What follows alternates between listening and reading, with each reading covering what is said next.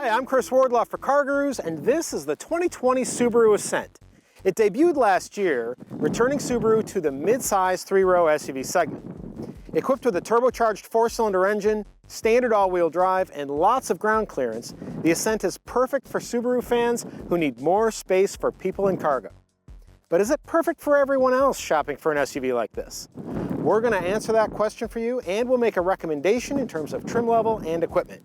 So stick around and let's take a closer look at the 2020 Subaru Ascent.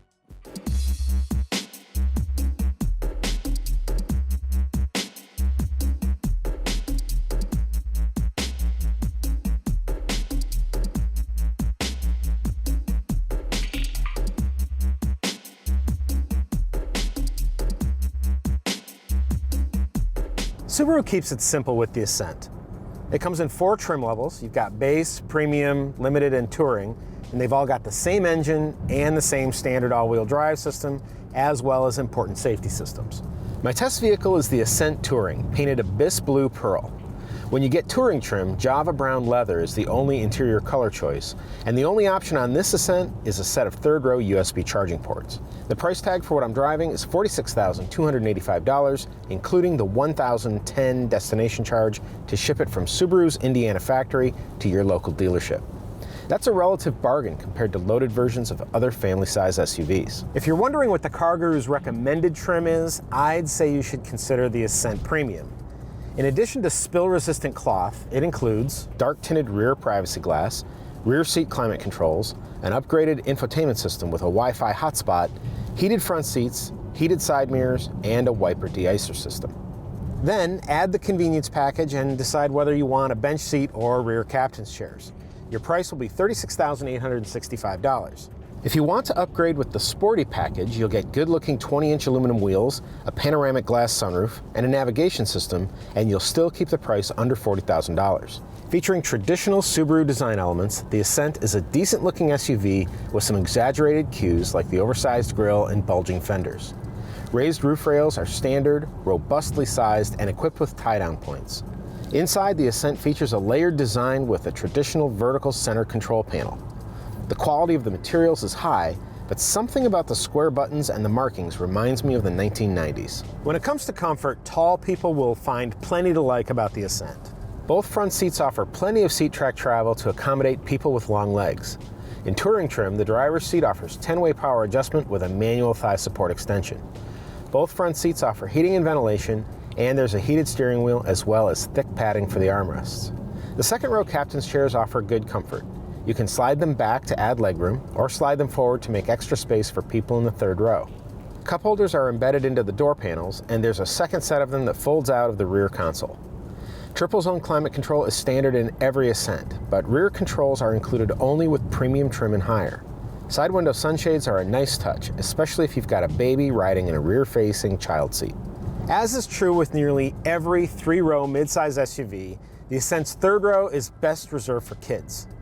Adults will, however, find it adequate for shorter trips, especially if the people in the second row are willing to slide up a little bit. You sit up fairly high for a good view out, and the bottom cushion is angled just enough to provide some leg support. Thoughtfully, Subaru provides air vents, USB ports, and multiple cup holders for passengers in this seat. Interior storage is decent thanks to a good-sized center console bin and the useful shelf on the dashboard. Strangely, the front cup holders are remarkably shallow and too wide at their base. Subaru also doesn't offer wireless smartphone charging for the Ascent. Cargo space behind the third row seat measures 17.8 cubic feet, including the handy underfloor storage bin where you can stash the cargo cover when you're not using it. Fold the third row seat down and the Ascent Touring supplies a generous 47 cubic feet of cargo space behind the second row seat. Maximum volume measures 86 cubic feet. All Ascents have Apple CarPlay and Android Auto.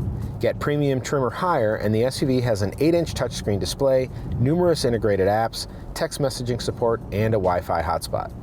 A navigation system and a Harman Kardon premium sound system are options. I wasn't all that happy with the infotainment system. It has stereo knobs and nice graphics, but it's not up to speed in a couple of areas, especially in terms of the voice recognition system.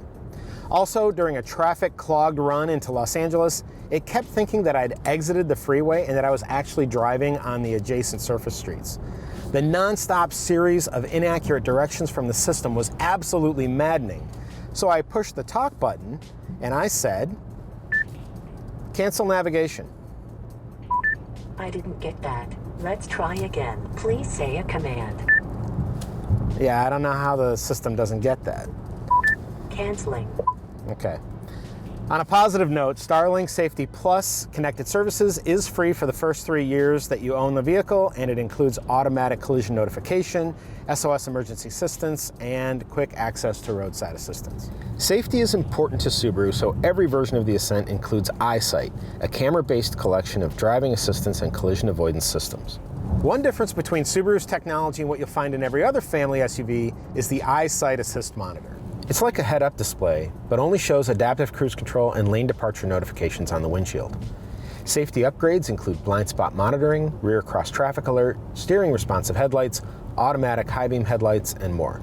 A rear seat reminder system is new to the Ascent for 2020. Get touring trim, and the Ascent includes a rear view mirror with a camera feed showing what's behind the SUV, as well as a 180-degree front camera system. People with active lifestyles are going to love the PIN code vehicle access system, which allows you to leave the key fob locked in the car and use the tailgate touchpad to input a code to unlock the SUV after a run, bike, or swim.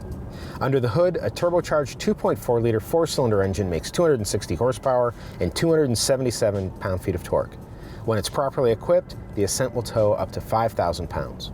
The four-cylinder is a boxer type of engine, which means that the cylinders are arranged horizontally rather than vertically. This in turn translates to a more compact engine and a lower center of gravity. In any case, it makes plenty of power for this SUV, and Subaru fans who live at higher elevation will love that it's turbocharged. But sometimes it doesn't play nice with the continuously variable transmission. As far as CVTs go, this is a pretty good one, and Subaru includes 8 programmed ratios to make it feel and sound more like a traditional automatic. But the shifter feels cheap when you choose gears, and when you park on a hill, the transmission clunks loud enough to make you think something might be wrong. When driving in traffic, power delivery is frequently uneven. Sometimes you get too much acceleration and need to back off, and sometimes you press the accelerator and nothing much happens. It's frustrating, and it makes it hard to drive the Ascent smoothly. All-wheel drive is standard for every Ascent. Most of the time, most of the engine's power goes to the Ascent's front wheels. When necessary, such as when you're powering through a snowstorm, the active torque split system varies power depending on traction conditions. Subaru's X-Mode drivetrain technology is also standard, ready to assist when tackling terrain. And with 8.7 inches of ground clearance, the Ascent is more adept off-road than most competitors. Hill descent control stands at the ready to help when descending a steeper grade. For pavement driving, active torque vectoring automatically brakes a front wheel to help keep the SUV on the driver's intended path. This, in combination with the SUV's lower center of gravity, helps to lend the Ascent a sense of athleticism. Suspension tuning provides a great ride on the highway. In urban areas, the SUV can feel too firm over bumps and potholes. On mountain roads, there's too much body motion when traveling at speed over pavement that is less than perfect. The steering's relatively slow and fairly numb and doesn't contribute much in terms of fun-to-drive factor. Under hard use, the brakes heat quickly and grumble with discontent, but are otherwise agreeable. Generally speaking, the Ascent is most at home on the highway, in the suburbs, or off-road, and is perhaps best appreciated when Old Man Winter is cranking up the snow machine. Nothing about how it drives on dry pavement puts a smile on your face. And that's especially true when it comes to fuel economy. The EPA says the Ascent Touring should get 22 miles per gallon in combined driving, but the SUV only got 18.9 miles per gallon on my testing loop.